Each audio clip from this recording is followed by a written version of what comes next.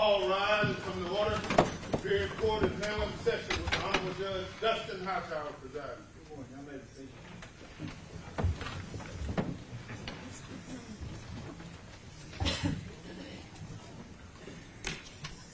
I appreciate the attorneys working with me.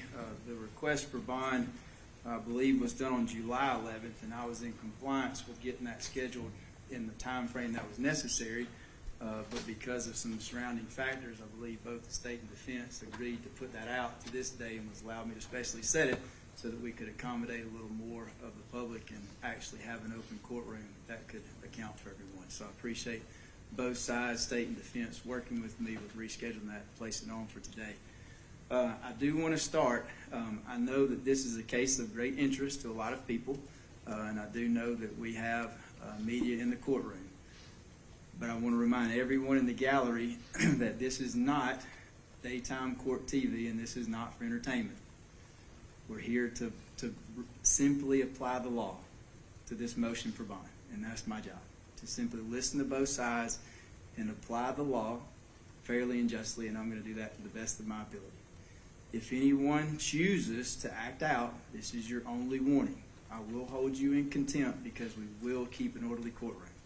So as long as everybody follows those rules, we'll be perfectly fine, and we'll get through this easily and safely, and we'll get it done. With that, defense, you have made a motion for bond. It's your motion. Are y'all ready to proceed? We are ready, All right, state, are y'all ready as well? All right, defense. I'm motioning for them. They're going to grab it. Yep. Did y'all need to approach about anything before we get started? No. Okay. Media, what I did is I just followed my rule. The first to send in a Rule 22 is the media that got to place their camera in the courtroom. That was Court TV, I believe. They know how to pull. The order's been out there. They should have everything and accommodate everyone with getting you all that you need, because that's the rules. And I've been assured they know how to do that and will accommodate all other media outlets for what you need. All right.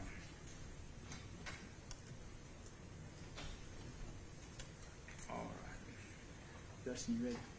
All right, this is State of Georgia versus Sarah Grace Patrick. Again, defense, this is your motion on your motion for bond. Are you ready to proceed? I am, Your Honor. And State, you ready as well?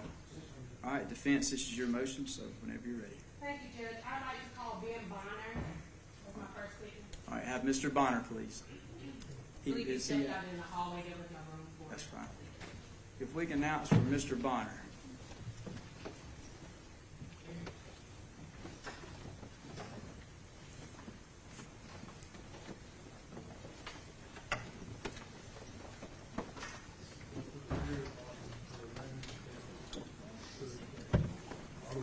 Yes, sir. If you'll come around and come up here, if you'll remain standing and just raise your right hand when you get up here, okay? You remain standing, raise your right hand. You swear affirm the statements given before the court today, the truth, the whole truth, and nothing but the truth, so help you God. Yes, sir. All right, you may be seated. If you would, just slide that mic closer to you when you sit down and just speak loudly and clearly into the microphone. Yes, sir. All right, thank you. Good morning, Mr. Bonner. Good morning. Or should I say pastor? Just Ben. Just Ben. All right. Where do you work? I'm lead pastor at Catalyst Church, Carrollton, Georgia.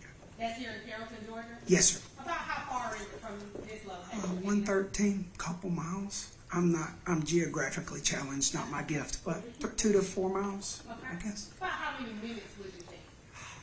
From here, it depends on the time of day, Okay. 5 to 10. All right, 5 to 10 minutes, so not very far.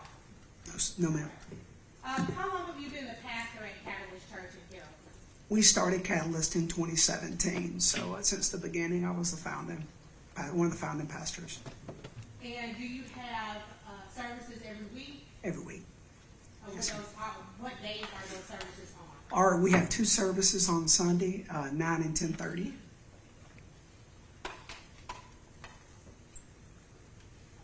Now, in relation to this case, were you asked to write a letter about Sarah's character? Yes, I was asked to write a letter. Well, I honestly offered anything I could do to help any of the family. I want to be a support.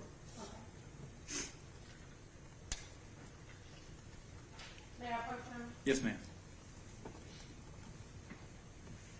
I'm showing you what's been marked as defense bond exhibit 2. Do you recognize it? Yes, I actually brought a copy, so in case I need to read it. Is that your letter?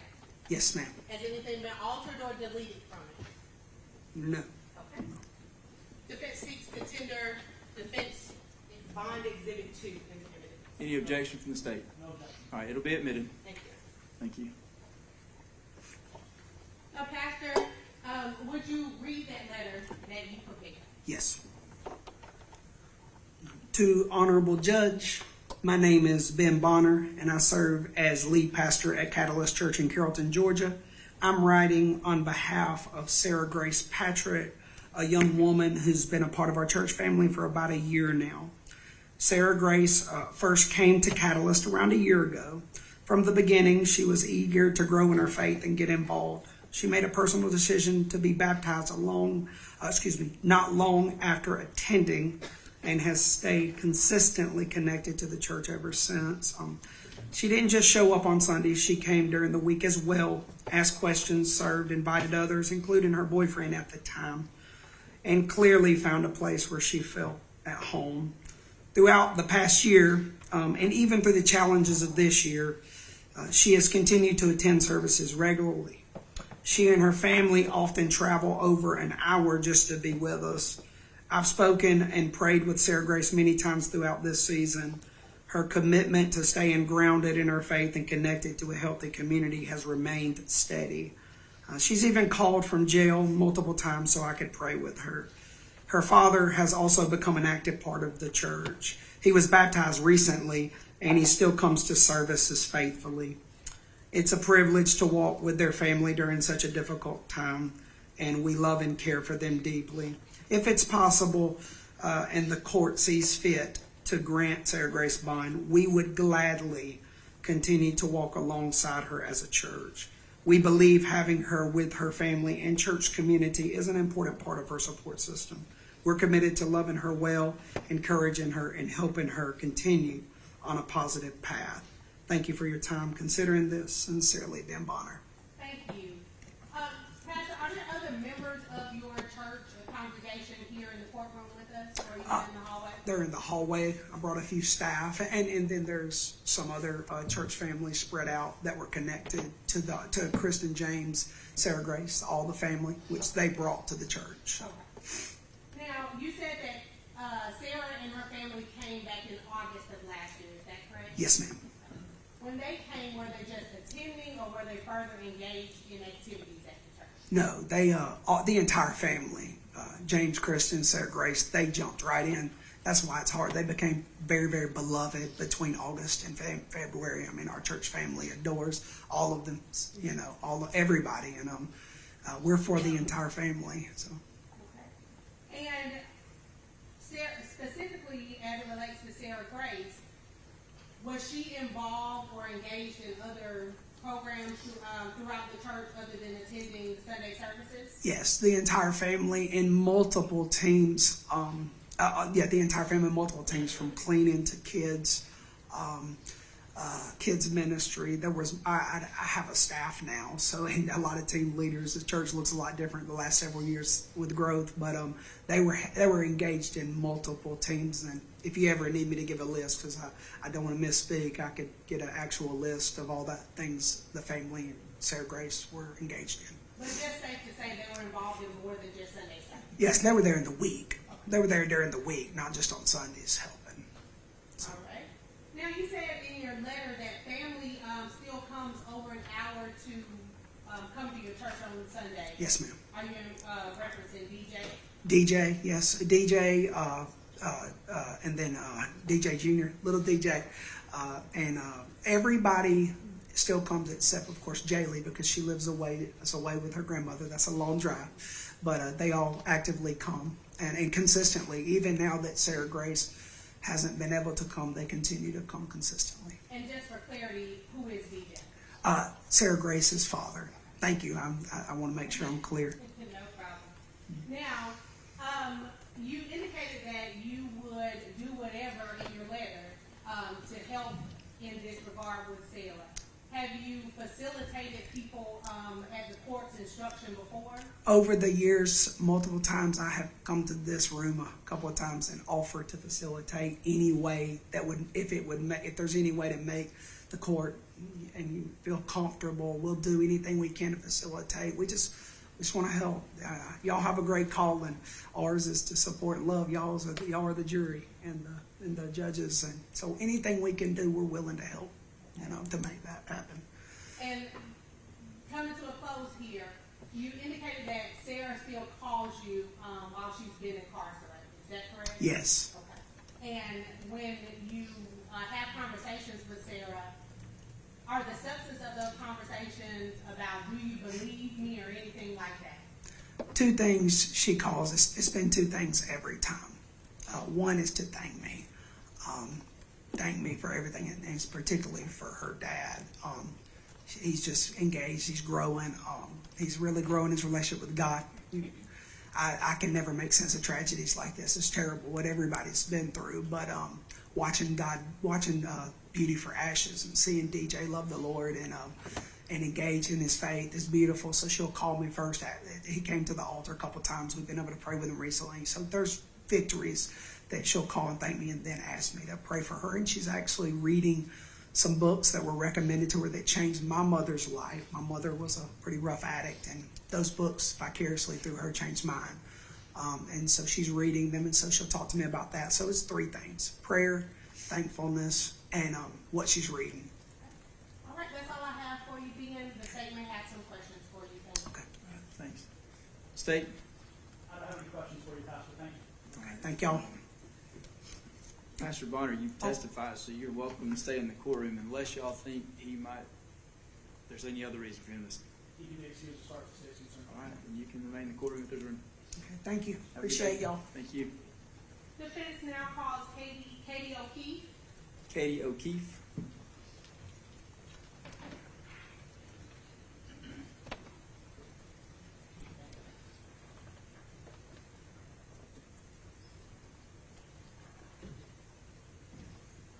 Man, if you'll come up, just remain standing, raise your right hand once you're for me.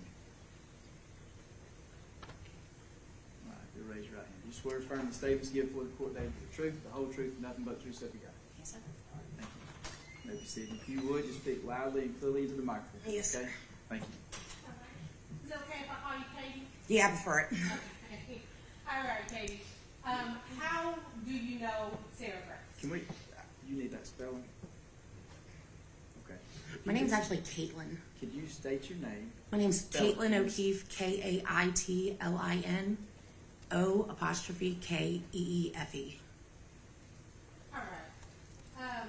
How do you know Sarah Grace? I met Sarah about 3 days after all this happened with her mom and dad. And how did you come to meet her? I was friends with her dad. We used to play cell phone games. He told me what happened. Told me that the kids didn't have any clothes. Like that, since the house was closed off, they didn't have anything. So I've taken in a child or two in my time. So my heart broke for it, and I was like, please let me take her shopping. So I came and picked Sarah up and took her to get clothes, underwear, deodorant, your basics. And since that time, so that would that have been a dating? It was February 23rd or 4th, I believe, yeah. And since that time, did you continue a relationship with Sarah? Yeah, Sarah actually ended up moving in with me. It was a better situation for her. I had an extra bedroom. She came to stay with me after everything happened with her mom. She used to lay in the bed. She would cry and sob, and I'd watch her grieve. Did you have any disciplinary problems or any type of issues with Sarah while she was at your house? Not even one, honestly. Like, I've had some teenagers and one that gave me a hard time, and Sarah was a pleasure. She was easy. Do you still have a friendship or any type of relationship with other members of Sarah's family? Yes, I talked to her grandma, grandpa, her dad, and little brother live with me. I talk to Sarah every day. So since she's been incarcerated, you've spoken to her? Every day. Every day. And do you all pray together as Pastor Ben indicated or anything like that? Every day. You can't stop her from praying.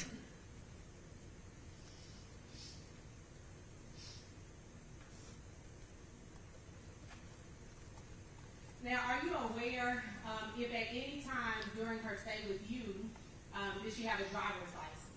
No, she had her permit, and we would go practice driving. She wasn't ready to get the license yet. She was not ready. Safer for all of us. Yeah. Okay. And does she have access to her own personal vehicle that you know of? No.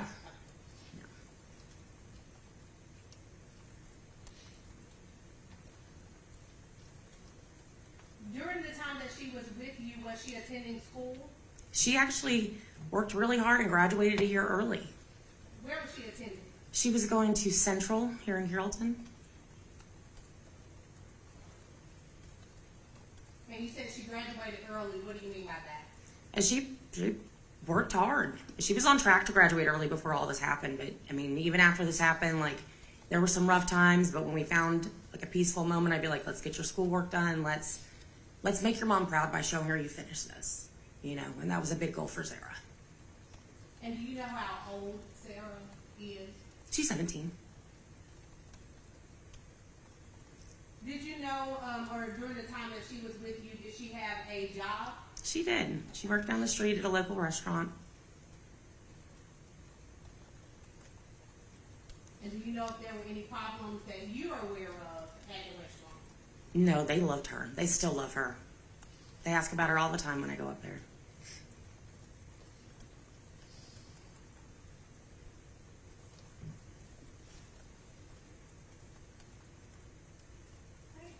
I believe that's all I have for you. I don't know, the state may have some questions All right. for you. Thank you. Thank you. State, any questions? I think I have just one for clarification. You did not know the defendant prior to the shooting, is that right? You No. It's after, is that what you said? After. Okay, that's what I'm Yep. thank you. All right. Thank you. Can you follow up? No. All right. Can this witness be excused? Yes. All right. Maybe excused, please. You can remain in the court. Okay. Neither of you asked for sequestration. It's not really necessary here, but y'all are good. I'm good, Your Honor. Okay. Okay. All right. We call Carrie Jensen. Carrie Jensen.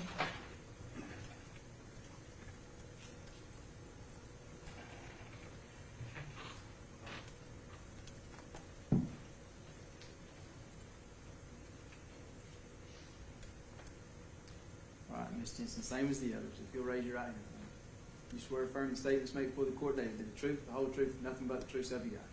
All right, if you'll be seated, speak loudly and clearly, and let's just start off by stating your name and spelling it for us so the court reporter can get that down. Carrie Jensen, Carrie Jensen. Thank you. All right, Ms. Jensen. How do you know Sarah? I met Sarah when she was in 7th grade. Her and my daughter became fast best friends, and I became really good friends with her father and stepmother at the time. Okay. And so you've known her since 7th grade. How old is that? 13, 12. Okay. And during that time, have you known Sarah Grace to cause you any problems or get into any mischief with your daughter or anything like that? Not at all. I mean, they'd fight over boys. But no, she's been an angel. Just typical teenager stuff. Typical teenager stuff. Now, during the course of this case, were you asked to, or did you offer to write a letter in support of Sarah? I sure did.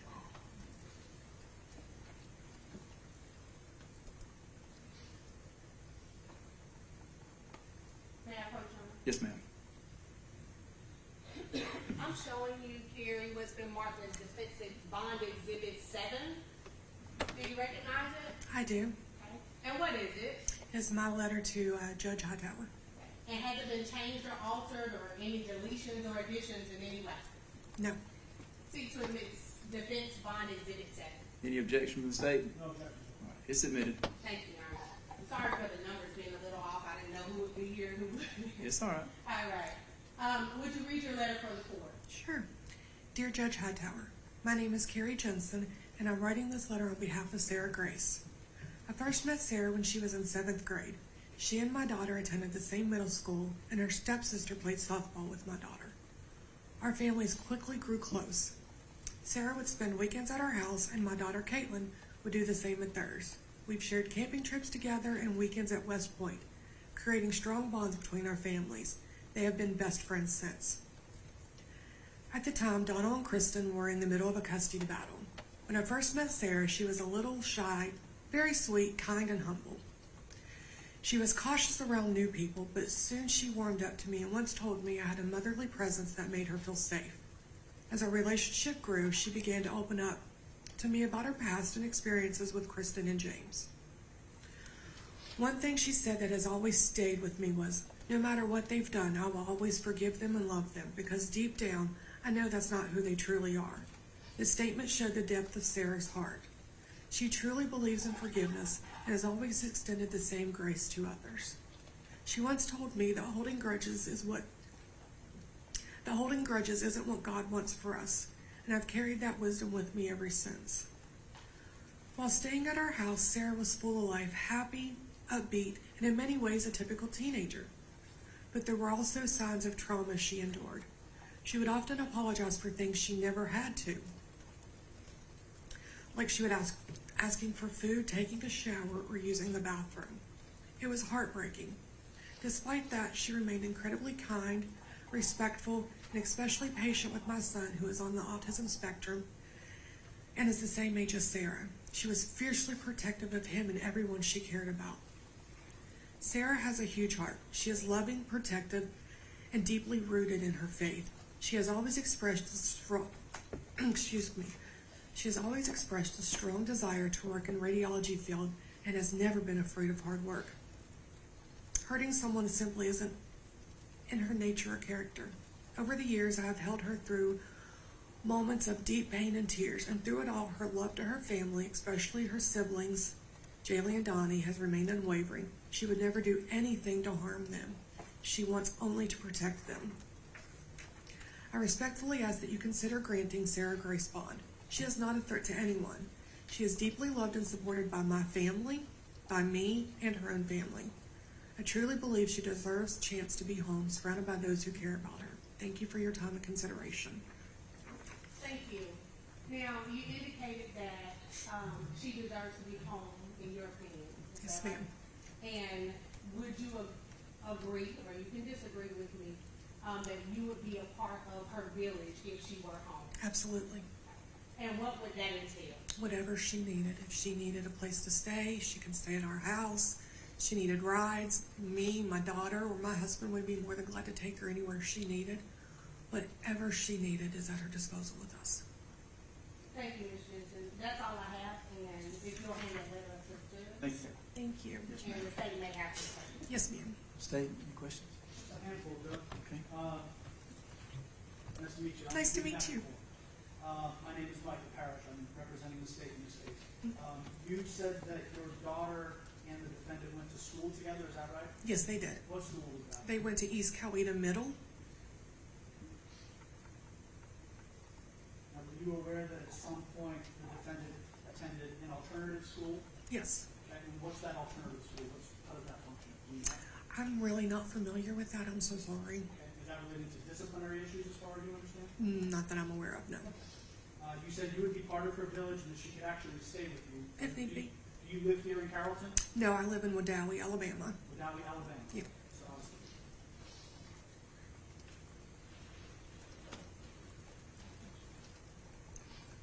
I don't think I have any other questions. Thank you. All right, thank you, sir. None in favor? Any reason to hold this witness? No, you're right. None in the station. You may be released and you can stay in the courtroom. Call Kaitlyn Jensen.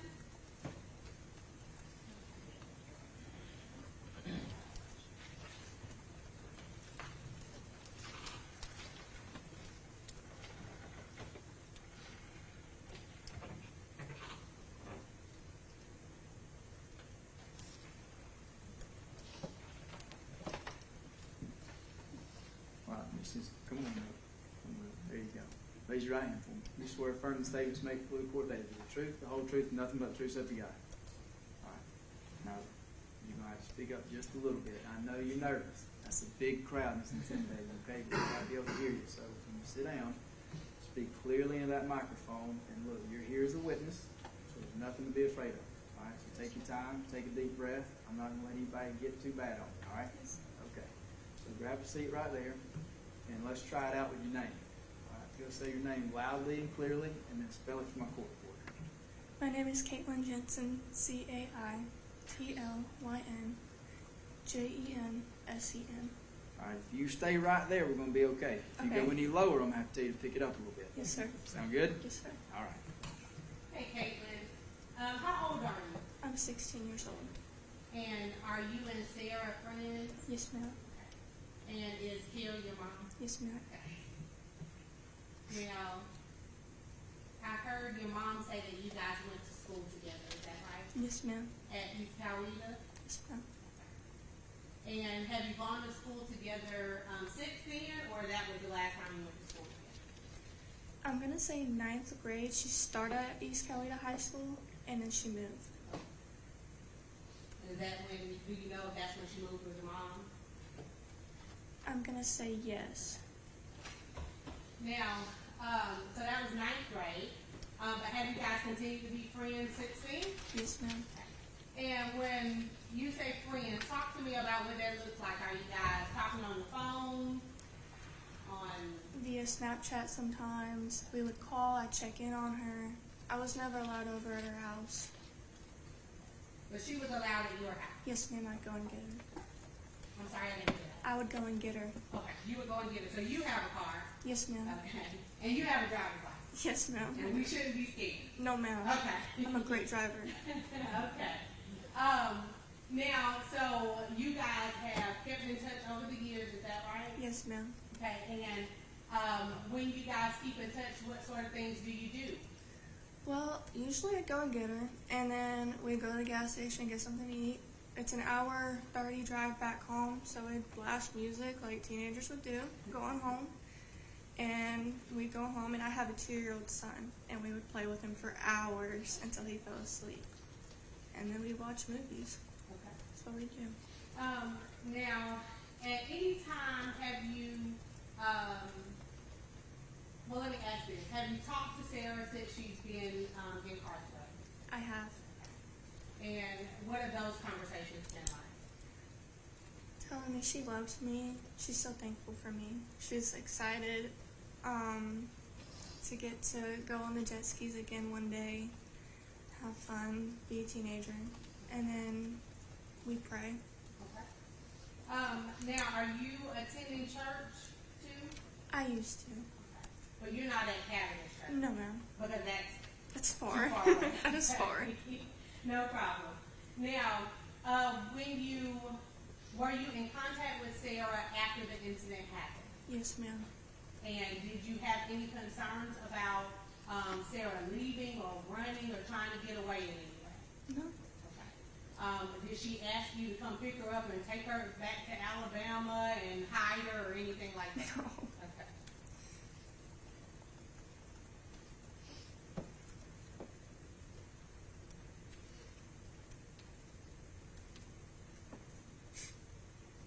I think that's all I have for you, Kaitlyn. Thank you.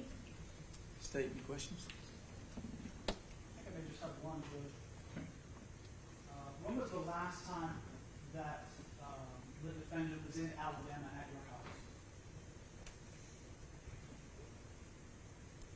I really don't remember the date. It was the day I took her. She said she may get her phone back, and I took her that day. And then I took her to Wedowee. We were going to have a sleepover, and then we got the phone call that she needed to come back home.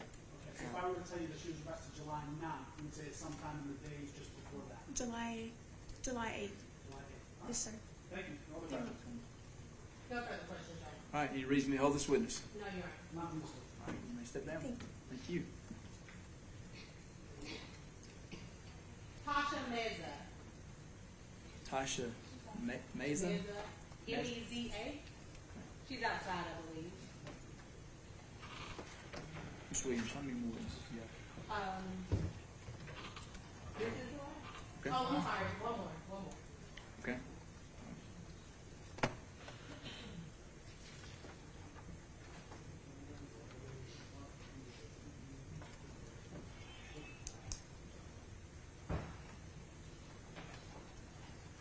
You're gonna come up here and you'll walk around that area here and then come up.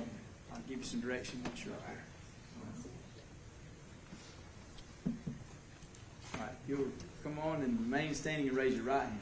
You swear or affirm the statements you give before the court today be the truth, the whole truth, and nothing but the truth, so be God. All right, you may be seated. If you would speak loudly and fully into that microphone, and let's start off by just stating your name and spelling it from a court reporter. Tasha Mesa, Tasha. That's a Meza. Thank you. Ms. Mesa, how do you know Sarah Grace? I met Sarah after me and Kristen became friends. I was at the doctor's office and just invited her to church. And then we became really good friends. And when you say church, are you talking about the Catalyst Church? Yep. Where Pastor Ben is the pastor? Yes. Okay. Now, when you invited them to church, did they ever come? Yeah. 2 weeks later, they come And did they continue to come after that? every Sunday. To your knowledge, were they involved in activities throughout the week or just Sunday service? At first, it just started as Sunday service, and then as they grew in the church, they become more involved. Now, were you able to observe and spend time with and have a relationship with Sarah Grace personally? Yes, her and my daughter were friends, so I've seen them quite often. And so, since you go to the Catalyst Church, I'm assuming you stay local somewhere close by? Yeah, I only stay about 2 minutes from the church. 2 minutes from the church. So, 7 minutes from here, maybe? Yeah. Okay. And at any point, okay, so let me ask you this. When did you meet Kristen? It was back in August. Okay. Of last year? Yes. Okay. And when you met her, during that time, how often would you say that you had occasion to spend with her and Sarah? For the beginning of the part, we just stayed on the phone mainly, and then as we grew closer, we went to birthday parties and cookouts and that sort of thing. So, I mean, it was a few times. But would you agree that most of the time you spent was at church? Yes.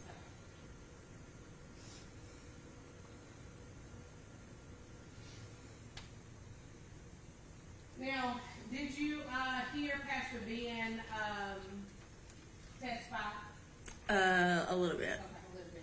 He indicated that he and the church would be willing to facilitate Sarah in any way if Judge Hightower were to give her a bond.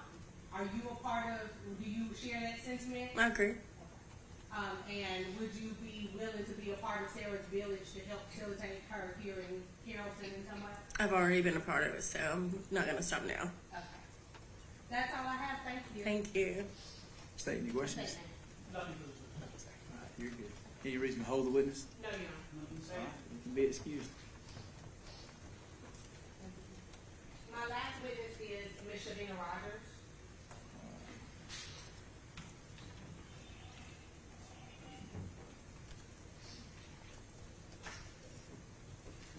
Attorneys, can y'all approach just a minute? Give me just 1 second.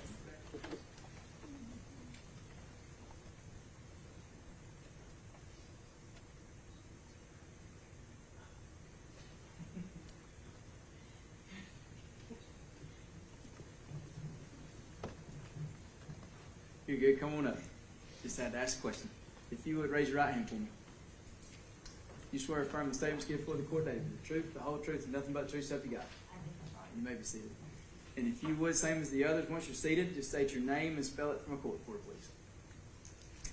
My name is Shavina Rogers, spelled Shaveena. Last name Rogers, Rogers. Thank you. All right, Ms. Rogers, how are you employed? I'm employed by the state of Georgia at the Georgia Public Defender Council.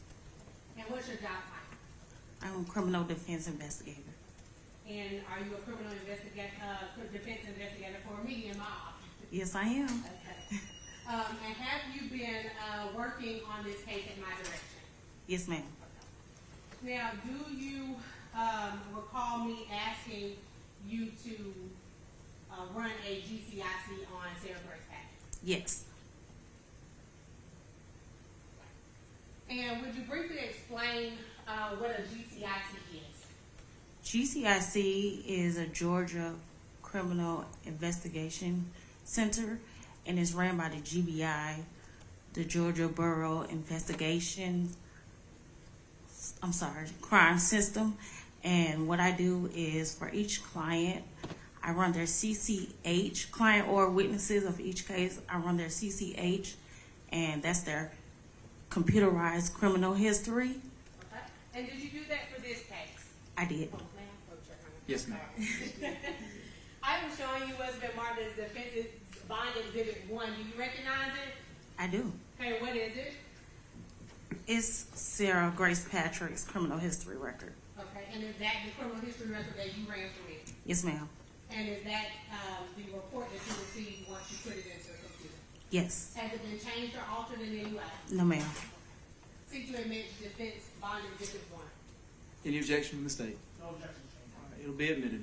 Now, when you ran that GCIC or criminal history on Sarah Grace Patrick, was there any return? Just one. Okay, and what was that return? What we are here for today, the same case number. Okay, and would that indicate to you that she had not been arrested in the state of Georgia for anything else? No prior criminal history. Now, in the course of also investigating this case, have you talked to witnesses? I'm sorry, not witnesses. People who wanted to stand in support of Sarah. I have. Okay. And were you sent emails of letters about their support? Several of them, yes, ma'am.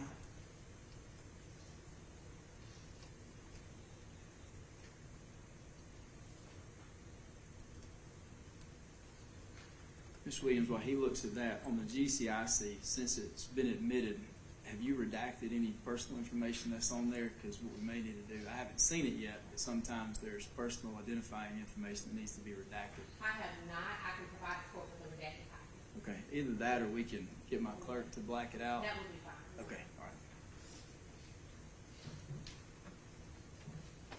State, I'm assuming no objection to making those redactions. I think those would be appropriate. Absolutely. All right, thank you.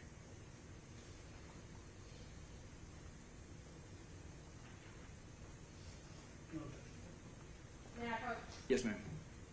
All right, Ms. Rogers, I'm showing you what's been marked, and sorry again for the jump around on numbers. As defense bond exhibits 3, 4, 5, 6, 8, and 9. Do you recognize those?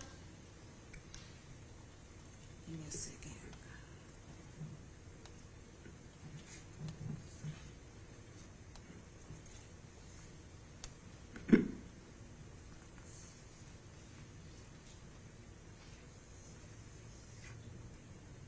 I do.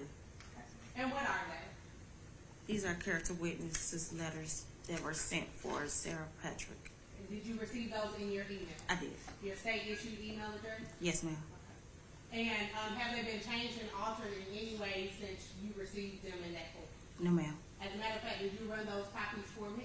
I did. For today? Yes. Okay. Seek to admit defense bond exhibits 3, 4, 5, 6, 8, and 9. Any objection from the state? That's correct. All right, they'll be admitted. Now, with those letters, I don't know if the court prefers if Ms. Rogers were to read them or if the court could read them at your legal. I'll read them. Okay. I can read All right, them. so you'll hand those to. In the GCIC. Thank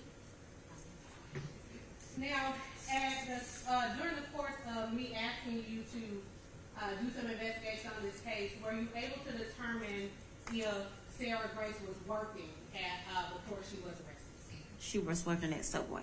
Okay. Was that Subway in Carrollton, Georgia? Yes. And were you able to speak to her supervisor? I was put on hold. They seemed very busy. I had to call multiple times for someone to even answer the phone. At any point, did you get a letter from her supervisor? Yes. And was that letter one of those letters that we just entered into evidence? Yes, ma'am. And was that letter in support of Sarah Grace? Yes. Now, the GCIC that you ran, and double back into that, did it indicate that Sarah Grace had a driver's license? No.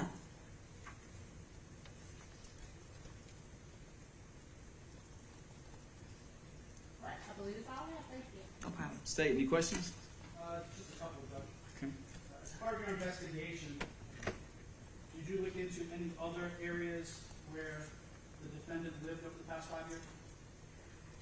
I didn't. I spoke with family members, but that's about it. You don't know what other areas she was living in over the past 5 years? I believe she was living in Fairburn at one point, Sonoya, Georgia at one point. Fairburn, Sonoya? Yes. Those are the only two other than Carrollton that you're aware of? Yes. Did you look into the alternative school that she attended? I did not. Can you pull up that GCIC one more time for me? Sure. Yes, ma'am. And can you just tell me what the charges she currently has in this case are? 2 counts of murder and 2 counts of aggravated assault. I don't have any other questions. Thank you. No problem. Can you follow up? Nothing further. You can step down. Thank you. Thank you. Fence. That's all for witnesses, John. Just reserved for argument. Okay. State, you're going to be up next, but if you're going to give me just a few minutes, let me read through these letters. Okay.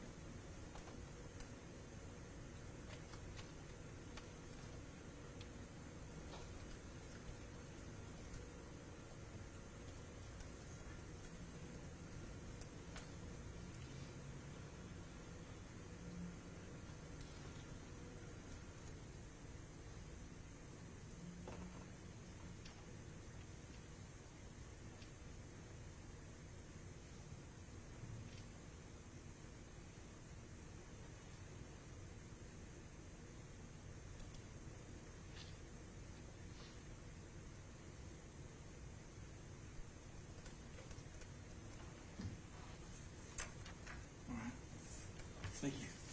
State. The state has three individuals that we'd like to call pursuant to the Victims' Bill of Rights. The first is going to be Kim Bowl. And Judge, all three are going to come up and read prepared statements. All right. You will not be having those statements. Okay.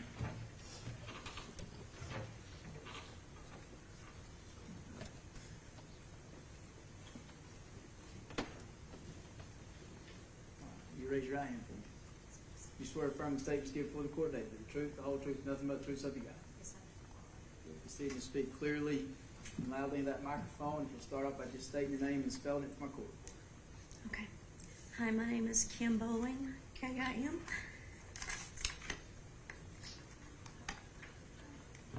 No. Let me tell you.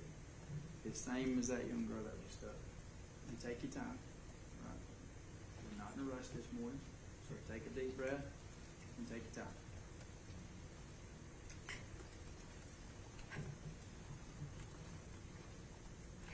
B-O-W-L-I-N-G.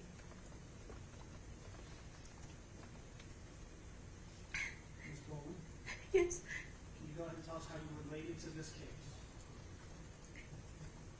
Jamie is my brother, my only brother I have left, my only sibling I have had. And like the judge said, you take your time. What do you think the judge needs to know about what's going on with you and your family? I have something to read. Your Honor, my name is Kim Bowling, and I'm Jamie's sister. I want to thank you for giving me the opportunity to speak today.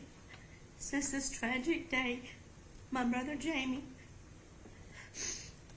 and his wife Kristen were taken from us. I have become their voice as they no longer have one. I would like to share how this brutal tragedy has affected me. I not only lost my brother, but also my sister-in-law in the most horrific way imaginable. Every night I lie awake, unable to sleep, haunted by the thought of what my brother Jamie and Kristen might have experienced in those final moments. With the possibility that they were awake when the defendant entered their room with a gun, and I imagine their terror in their final breaths.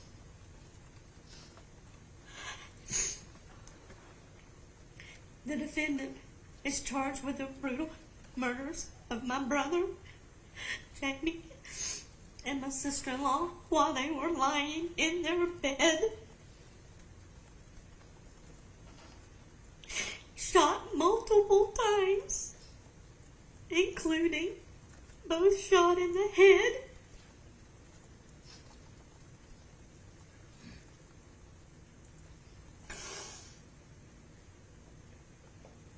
Just give me 1 second.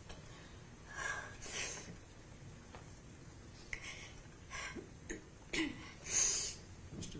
Parrish, can you put that right there? Thank you. Thank you, Mr.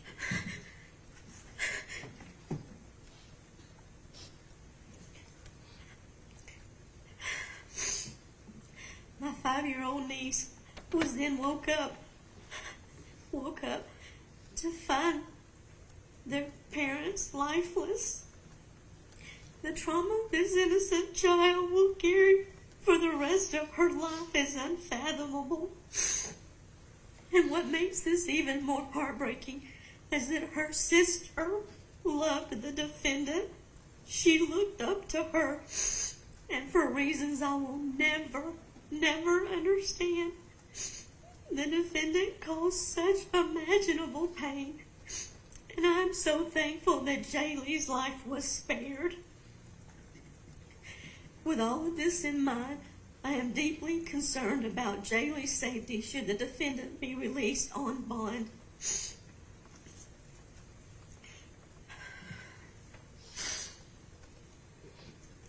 Jamie and Kristen had turned their lives around. They were actively involved in church, had found happiness, and were living a great life. They did not deserve what happened to them. I ask you, please consider the following factors when deciding whether to grant a bond. My first concern is flight risk. The defendant has financial resources provided by the immediate family, which would enable her to flee. Her family maintains that she is innocent, and given her manipulative behavior, I believe she may attempt to flee. Second concern is witness intimidation. The defendant has shown a pattern of intimidation towards family members and others with knowledge of the crime. I fear that if she's released, she will continue this behavior to silence anyone who could testify against her. My third concern is evidence. The brutality of these murders is not in dispute. My family and I have seen the death certificates, and although we are not aware of exactly how many shots were fired, we do know that there were multiple gunshots to both Jamie and Kristen. Personal safety. If the defendant can kill her own parents in such a violent manner, I fear for my own safety and the safety of my family and friends.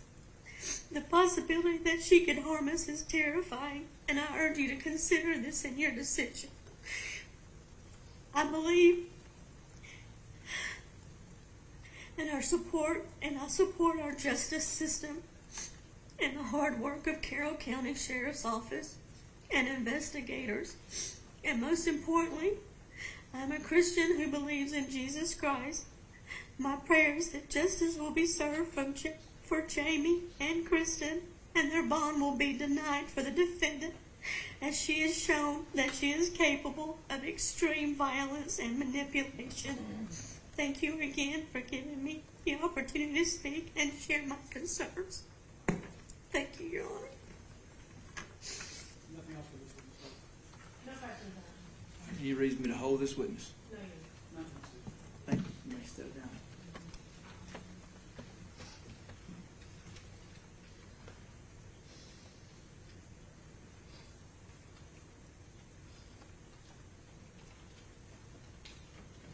Stay. Our next witness is going to be Tristan Brock.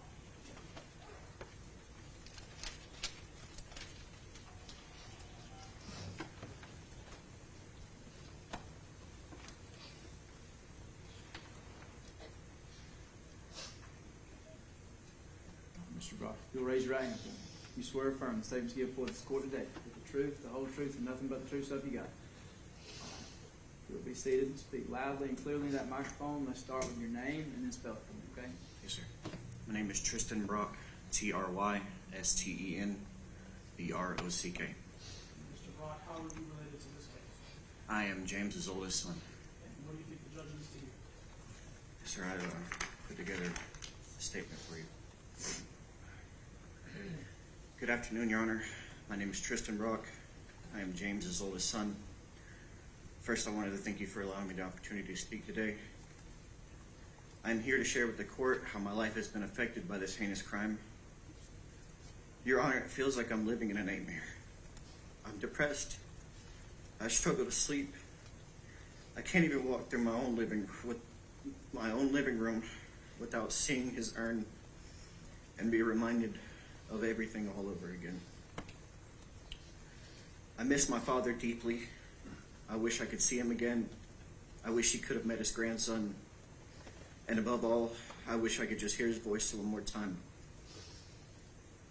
But instead now, what I have is an urn that represents memories we made and the countless memories that will never be.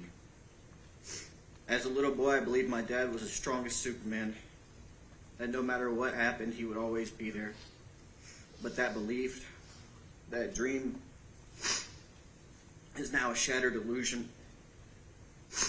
And instead of healing, I find myself reliving the shock, pain, and confusion every single day. I haven't even been able to begin to grieve. Before you make your decision regarding bond, I respectfully ask that you consider several critical factors. First and foremost, I believe the defendant poses a serious flight risk. Her family has significant financial resources and a wide support network, both of which could easily be used to help her evade law enforcement if she were released. These are not speculative concerns. They are grounded in the reality of her background and the means available to her. Additionally, based on her past behavior and what I know of her personally, I do not believe she has the integrity or accountability required to face the consequences of her actions. She has shown a willingness to avoid responsibility, and in my opinion, she would absolutely attempt to flee rather than stand trial if given the opportunity. In addition to the risk of flight, I am deeply concerned for the safety of my family. The gruesome and violent details of this case have shown me that the defendant has a disturbing lack of regard for human life. If someone is capable of what happened here, then I cannot ignore the real possibility that she could pose a threat to those of us left behind, especially if she were released on bond. This case has already caused immense pain and trauma to my family. The thought of the defendant walking free, even temporarily, only adds to our fear, anxiety, and inability to begin healing. In closing, I just want to say that this loss has left a permanent void in my life and in the lives of everyone who loved my father. He was more than a victim of a terrible crime. He was my father, a husband, a man trying to grow, to change, to build a better life. His death has caused unimaginable pain, and the emotional weight of this tragedy is something I carry with me every single day. All I ask is that the court considers this deep impact that this has had on our family and the ongoing fear, grief, and trauma we continue to live with. I speak today not out of anger, but out of heartbreak, hoping that justice will honor the life my father lived and the future he was fighting for. I urge the court to take all this in account when determining bond and to prioritize the safety of the community and the integrity of these proceedings. Thank you for giving me the chance to be heard. I don't have any other questions for you. No question. All right. Any reason me to hold this witness? Yeah. Nothing else. You may step down. Thank you. Judge State has one more witness. And that would be Kelly Brown. Kelly Brown. And they'll be reading a statement on behalf of the 12-year-old son of Jaden Brock. His name is Jaden Brock, J-A-Y-D-E-N. Okay. Thank you. Good morning, Ms. Brown. If you'll remain standing, raise your right hand. You swear or affirm the statements made before the court today to be the truth, the whole truth, and nothing but the truth, so help you God. All right. You may proceed. If you would, speak loudly and clearly into the microphone. Let's start with your name and spelling, please. My name is Kelly Brown, Kellie Brown. Your Honor, I'm speaking this morning on behalf of the 12-year-old son of Jamie Brock. He is not able to emotionally speak in front of people. He is here in the courtroom today. And so I'm just going to read you what he wrote, okay? My name is Jaden Brock, and I am 12 years old. I wanted to talk today because my dad and stepmom was shot and killed. I miss him every day. My dad was my hero and the person I looked up to the most. We did everything together. He helped me with school, and he always made me laugh, and we joked around a lot. Since he died, everything has changed. I feel sad and confused. It's hard to sleep, it's hard to focus, and it's even hard to smile sometimes. I still wait to hear his voice or see him walk through the door, but I know that will never happen again. What makes me more sad is I trusted Sarah, and I loved her like a sister. Why would she do this to me? And why would she hurt everyone like this? I don't understand why someone would do this, but I know it is not right. My dad and Kristen didn't deserve this. No one does. And I don't think someone who could do something like this should be allowed to go free right now. I wouldn't feel safe, and I would be so scared. Please think about what my family is going through. I hope you make a decision that protects us and remembers who my dad was. A good man, a loving dad who didn't deserve to die. Thank you for listening to me. And that's his statement. Thank you. I don't have any other questions. Ms. Brown, how are you related to the family or this situation? I am not related to the family. I grew up with Kim, and I've known Jamie since he was 2. Okay, friends with Kim and Jaden. Yes, ma'am. And were you present when that statement was written, or was it just handed to you? No, I was not present, no. It was written by Jaden, his mom, and Kim helped. I was just asked to read it. Okay. And they told you that he prepared it? Yes. And you would agree with me that nothing in the letter says that Sarah Grace was a threat to Jaden when they were living together? He never expressed that to me, ma'am. I would agree with that. That's all I have. Thank you. Nothing else, Judge. Any reason to hold this witness, even though she's speaking on someone else's behalf? None from the state. All right, you can step down. Thank you. No other witnesses for the state judge, only argument. All right. I'm ready for argument. Thank you, Judge. Just to kind of round out the record a little bit, we're talking about the incident that occurred February 20th of 2025. The arrest date of the defendant was July 9th of 2025. Since we are operating under 1511-560, that's the concurrent and original jurisdiction in Superior Court, the individual charged in this case was a minor at the time. The rules dictate a specific time frame for us. We have 180 days to indict this case where it goes back to juvenile court. We have 90 days to indict, or a bond is required, same as any other defendant here. Judge, we are looking at Iology State, that's 262 Georgia 704. And in that case, the court has given us some guidelines as to what we should be looking at in regards to issuing a bond in this case that was codified in 1761 as well. First is that the defendant poses no significant risk of fleeing from the jurisdiction of the court or failing to appear when required. Judge, we've heard from multiple witnesses that flight is a concern for the family. There are considerable assets on the other side of the victim's family. One thing that the court is permitted to consider in regards to flight, and really all the factors, is the seriousness of the offense. Coleman v. State, that's C-O-L-E-M-O-N v. State. That's a 361 Georgia App 901. It's a 2021 case, but it cites all the way back to the mid-70s that it is absolutely acceptable for the court to consider the seriousness of the offense. Because we don't just have a murder case here. We don't just have a double homicide. We have a double homicide of the defendant's mother and stepfather. I don't know that cases get more serious than what we are looking at here. That's something that you should consider for each of the 4 IL factors. As pertains to flight, there was testimony that flight is a concern for the victim's family. It's a concern for the state as well. This defendant has moved around quite a bit over the past few years. She has roots here in Carroll County, no doubt. She also has roots in Coweta. She has roots all over the state and in Alabama. Number 2, the defendant poses no significant threat or danger to any person, to the community, or to any property in the community. The family is genuinely afraid. I've met with a significant number of the family already. I'll be meeting with just about everybody else later on this afternoon. The family is genuinely afraid on the Brock side of the family tree.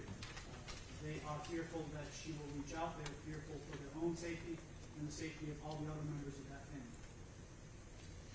The defendant poses no significant risk of committing any felonies pending trial. Judge, I'm going to talk about that here in a minute, but I think there is some inherent risk in that as well. One of those felonies ties into that significant threat or danger to any person. If she is to lash out violently at one of the other family members, that would be a felony. Number 4 is the defendant poses no significant risk of intimidating witnesses or otherwise obstructing the administration of justice.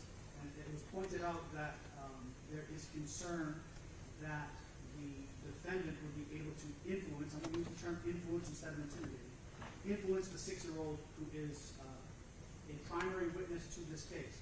There's significant concern from the state in that regard. There's significant concern from the family members in that regard. We've heard terms like manipulation, lack of integrity, lack of accountability. Those are terms that we heard here in court today, and that is in line with what we've heard about this defendant all along. When we started, you said this is a simple application of the law. That's what we're talking about here. The state has shown that there is a significant flight risk. We've heard that from witnesses in regards to that aspect of IALA. Significant threat or danger to the community, particularly them. Risk of intimidating witnesses, and that significant risk of committing any felony.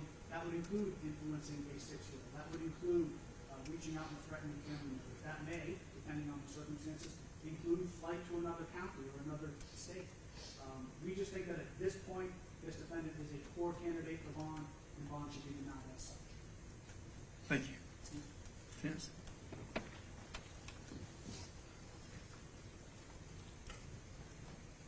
Thank you, Judge.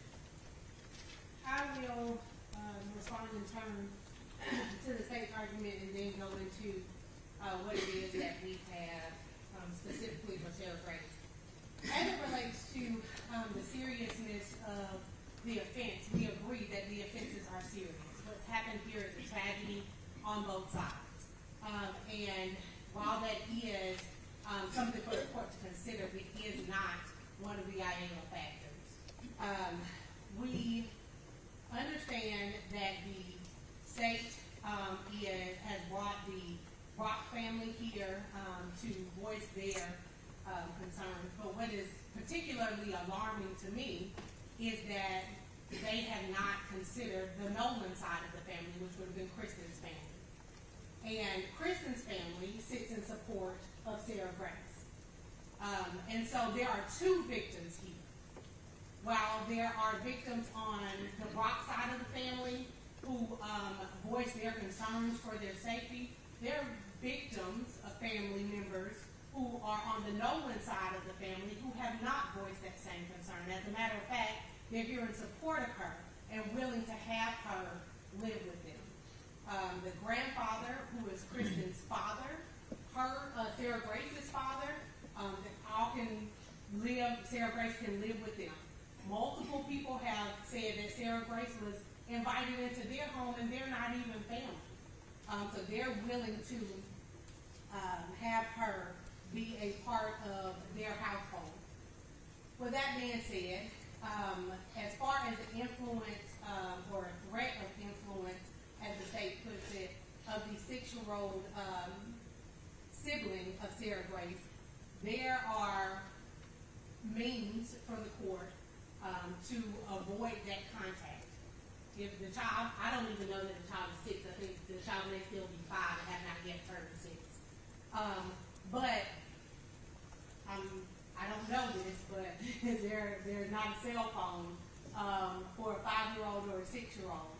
The court could restrict that contact just like the court does in any other case where there is alleged to be some witness where there could be influence. The court could say, I order that there is no contact between Sarah Grace and her younger sibling or any of her siblings for that matter.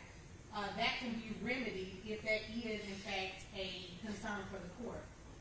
What we have shown through our witnesses, Your Honor, is that Sarah Grace does in fact meet the requirements of the statute in that the court shall be authorized to release a person on bail if they find that they pose no significant risk of fleeing the jurisdiction of the court or failing to appear in court when required, no significant threat or danger to any person in the community or any property, no significant risk of committing any felony pending trial, and no risk of intimidating witnesses no significant risk of intimidating witnesses or otherwise obstructing the administration of justice. As it relates to the financial resources of the family, there has been no testimony as to what those resources are. Just that the Brock family believes that the Nolan family or Kristen's family has these grand resources in some regard that could assist Sarah Grace in being a flight risk.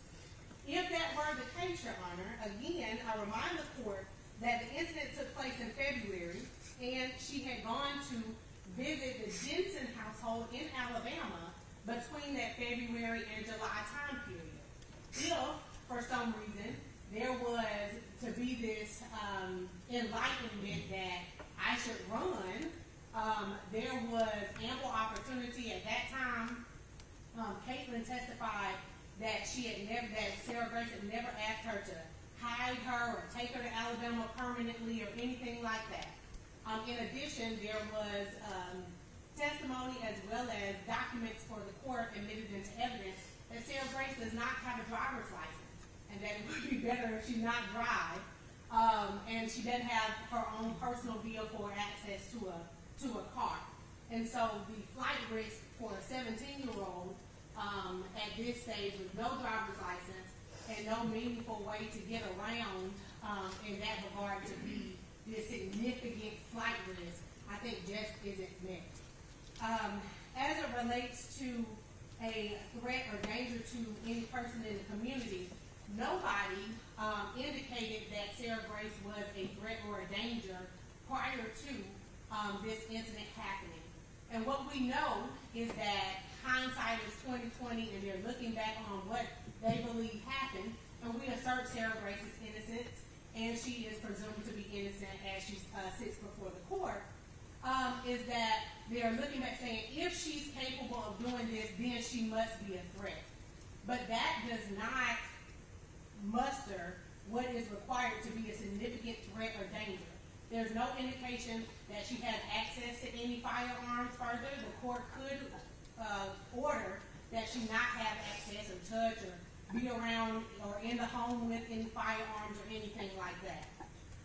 As it relates to a significant risk of committing any felony pending trial, that is typically put into the mix when there is a significant criminal history.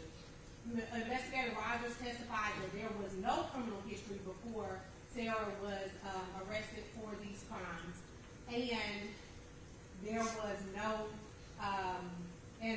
there was documentation as to the GCIC that was admitted in defense bond exhibit 1. In addition to that, Your Honor, she poses no significant risk of intimidating witnesses or otherwise obstructing the administration of justice, other than Ms. Brock's feeling that she may be an intimidation to the 6-year-old. There's been no evidence, no testimony about there being any type of intimidation that has gone forward from this. Just that they believe she may be manipulative. And I understand that emotions are high, and that's what the Brock family believes. But again, I remind the court that the Brock family is not the only victim's family. There is the Nolan family as well, who do not share those same sentiments. Your Honor, in addition to those IALA factors that are in subsection E1 of the statute, there is subsection E2 of the statute that requires that Your Honor consider the purpose of bail.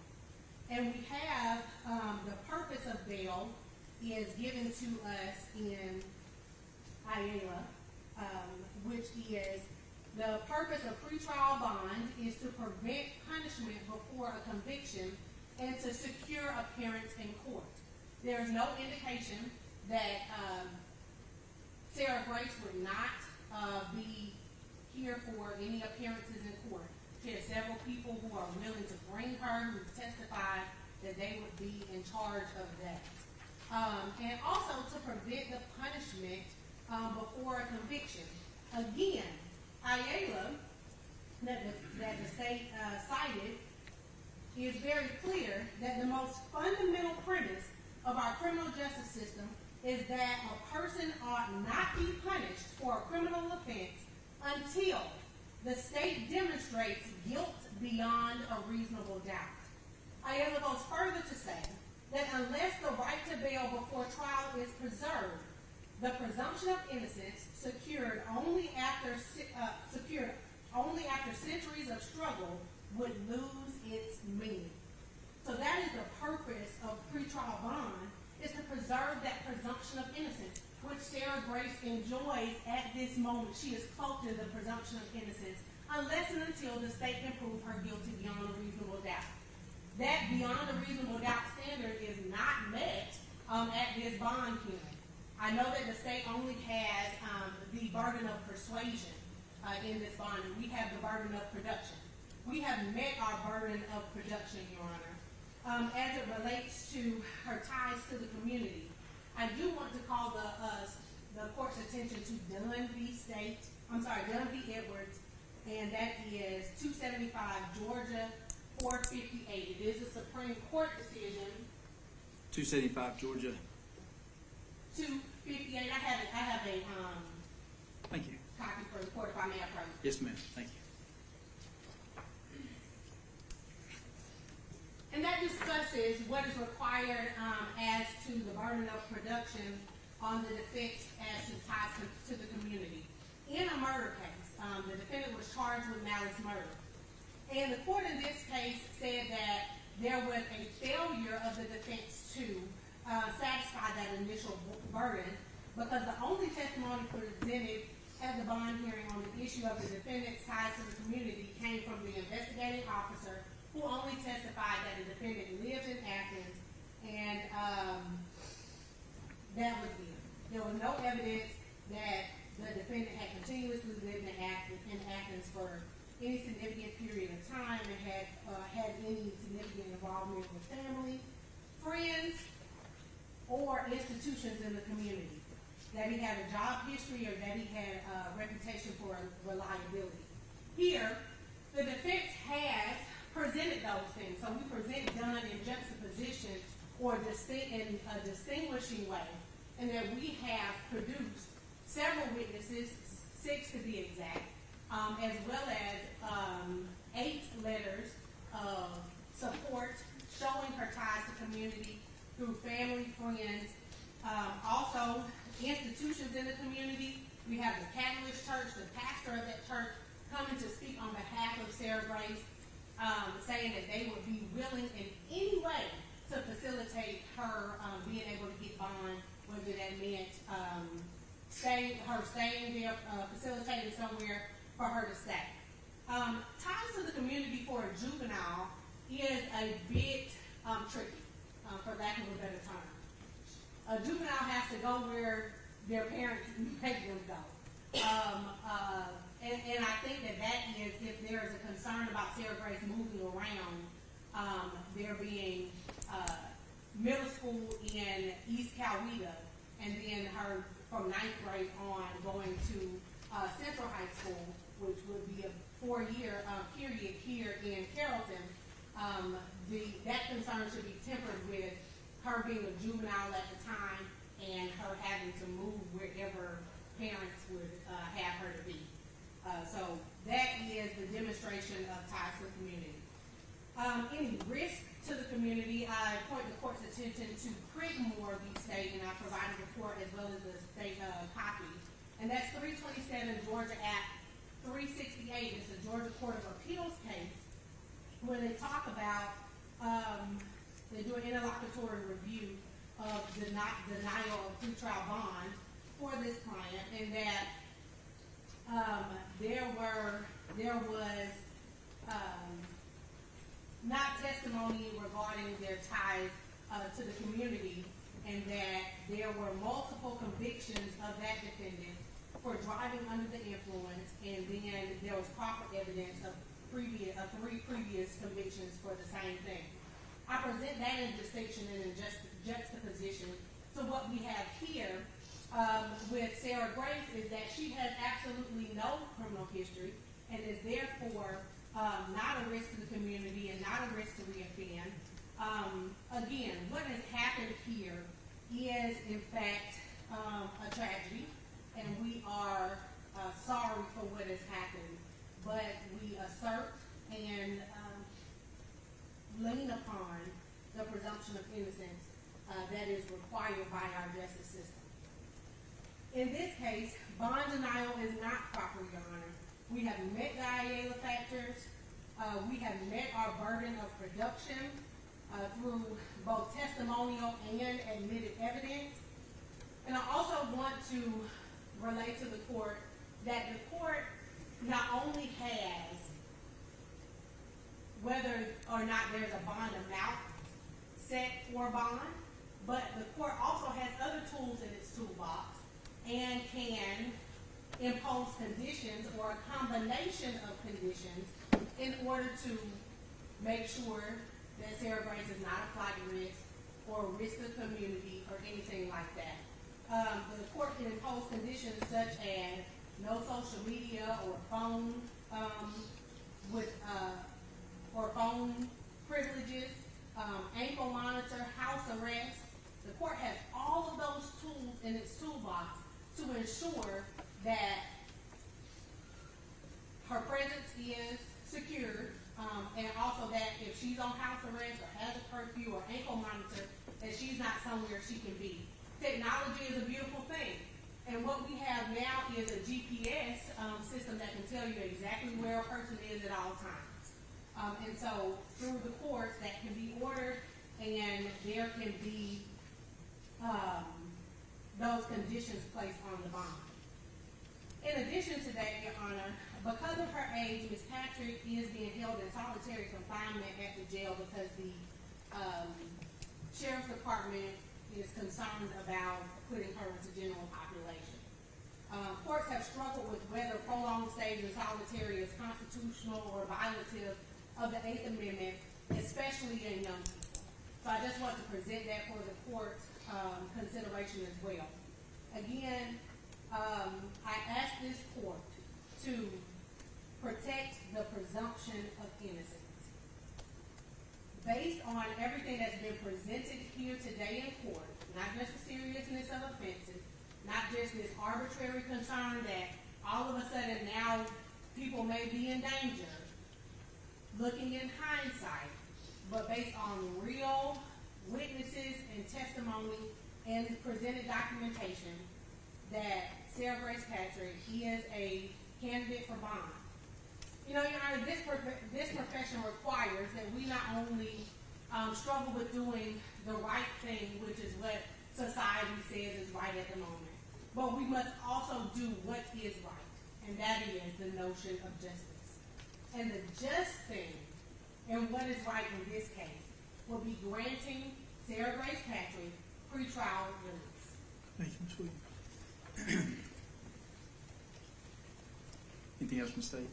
Just very briefly, Judge, to point out a couple just factual issues that I want to be clear for on the record. Our office, as we do in every case, did reach out to the victim's family on both sides.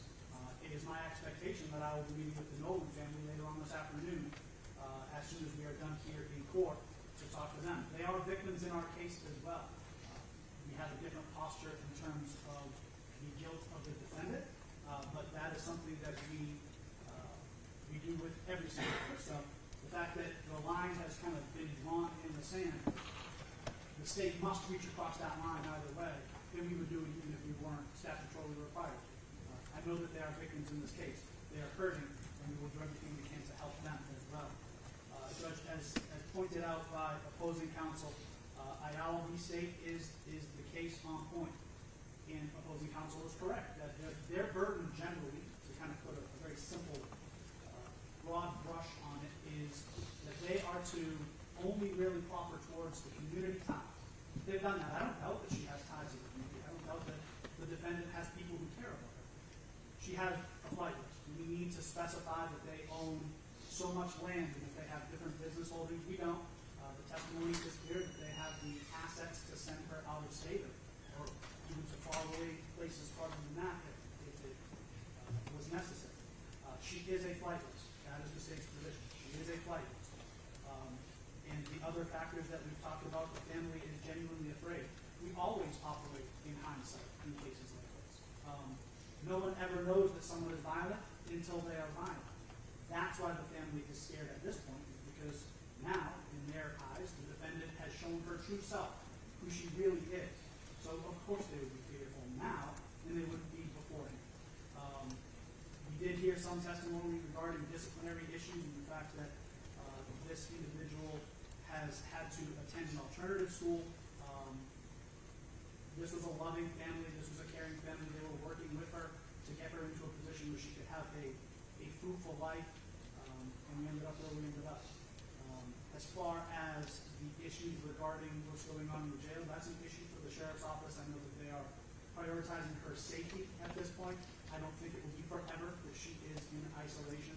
And as far as all the other factors, Judge, I just think that when you apply the law to all of the testimony that we heard here today, she's just not a good candidate for bond at this point. She is a flight risk. There's risk to intimidate witnesses. The state has met its burden as well. We just think that this individual should be denied bond at this point. All right, thank you.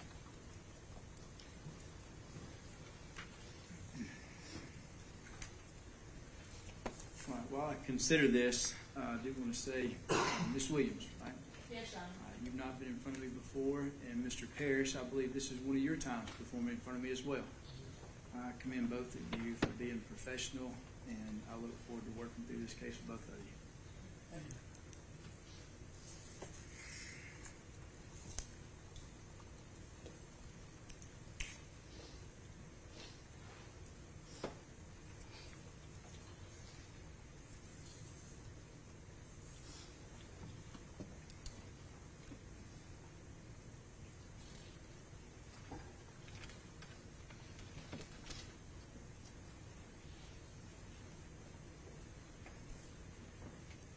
All right, to address just a couple of things, Pastor Bonner mentioned that we are the jury, and we are not the jury. My job as a judge is simply to make sure that the law is followed, and that court is done in a fair and just manner. That's my role, to make sure that everyone follows the law and that everyone stays within the rules, and I make sure that that's done.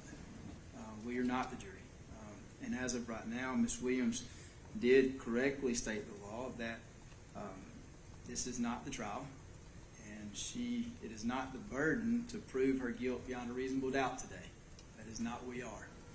And for those that are here, I don't want y'all to misunderstand and confuse the burdens and think that's where we're at today, because that is not where we are. On a motion for bond, defense has a burden of coming forward initially with evidence to show that the defendant does not pose a significant risk of fleeing, threatening the community, committing another crime, or intimidating a witness.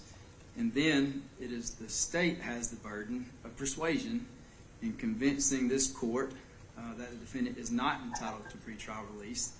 The state has the burden of proving by a preponderance of the evidence that the trial court should deny bail or bond. And there's a vast difference in beyond a reasonable doubt and preponderance of the evidence. Preponderance of the evidence is essentially greater than 50%, or it's just a greater likelihood than the other side. That is vastly different than beyond a reasonable doubt at trial. And I need everyone to understand that. My job is to evaluate the witnesses, weigh their credibility as they testify before me, and apply what the witnesses have said and apply their credibility to the law the best I can. Make sure that I've covered what I needed to and what I've heard from several folks. All right. With that being said, and listening to the witnesses here, if I weigh these witnesses' testimonies and I weigh what I hear today, I believe those closest, and I say closest, in family relationship expressed that they had vast concerns that she would have the ability to flee, that she would be a danger to the community, that she would be a danger to them, and that she would pose a significant risk of intimidating, or actually I think the state steered away from intimidating or influencing or manipulating witnesses. By finding that, I find the state has met their burden today. by preponderance of the evidence. And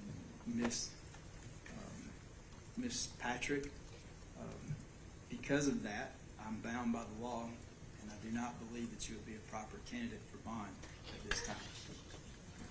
With that being said, here's what I want to tell you.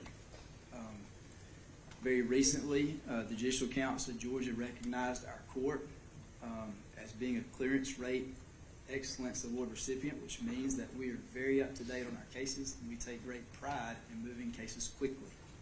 I do not want anyone to sit in jail unnecessarily. So what I would like to do is go ahead and give you future court dates. And I'll explain this, Ms. Williams, a little bit, because again, I know you're new to being in front of me, but I would like to go ahead and give you some future dates for your case.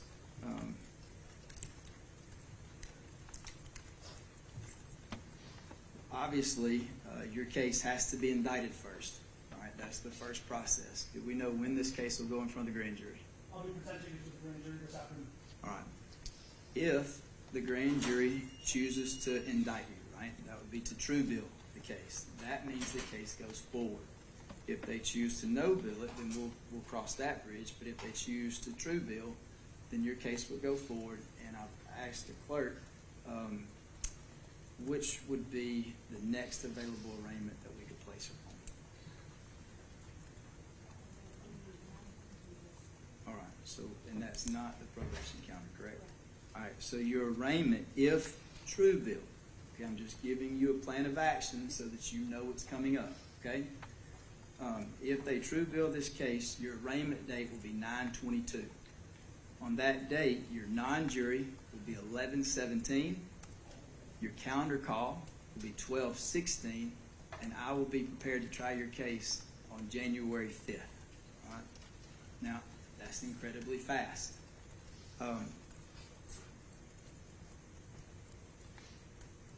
State and defense. I'm completely aware that y'all may ask for continuance based on those time frames. I'll need y'all to do that formally. There's a lot of interest in this case from both sides, and defense was right. Justice needs to be done, and no matter what decision was made, someone is going to feel as though justice was not served today. That's just the truth. If I would have granted bond, there would have been a large group that said justice was not done. If I deny bond as I'm doing today, there's going to be a large group that says justice was not done. That I can't avoid. But what I can do is give this young lady speedy justice. And that's my purpose. Again, my role is to make sure the law is followed, and I do the best I can to facilitate that. So, I will be ready. If state or defense, if y'all have issues, because I'm fully aware that issues come up with discovery and with cases that are oftentimes are out of either of your control. And for the best interest of the state or for the best interest of your client, you may need to ask for continuance. The state that's in my courtroom quite often, Ms. Williams, they know I'm very reluctant to give continuances. So if y'all need that, I need y'all to file a proper motion, and it's likely we'll have a formal hearing on whatever request for continuances need to be heard, if they're needed to be heard. If not, I'm going to stick with this time frame. Again, she's in custody, so she takes priority on my trial list, as everyone knows. Also, her age. Defense, you brought to my attention that she is in isolation, so again, it's a top priority for me to move this case as quickly as possible. I would say that I would ask the sheriff office to do the best they can to acclimate her with folks, but I know that our sheriff is going to do their very best. And I can't direct them on safety, and their top priority is her safety. The same as mine is to make sure that justice is done to the best of my ability. Hers is to keep her safe. And so we'll do that. So those are the dates. Any questions, Ms. Williams or the state, about those dates? Not from the state. Ms. Williams? Not a question, but more so on the statement. I did file my entry in reciprocal discovery on July 11th, and I have not received any discovery. If the state would turn over that discovery as soon as possible, I'll be ready when January comes. Okay. It's my understanding that this office in particular has an open file policy, so I'm assuming that they're going to probably have available to you whatever they have now very quickly. And they know my practice of moving quickly, so I think they'll try to accommodate that as well. Anything else, Ms. Williams? No, Your Honor. Anything else from the state? Nothing from the state. All right, that'll be the order of the court. Everybody has their dates. We have a plan of attack moving forward. Hope everyone has a good day.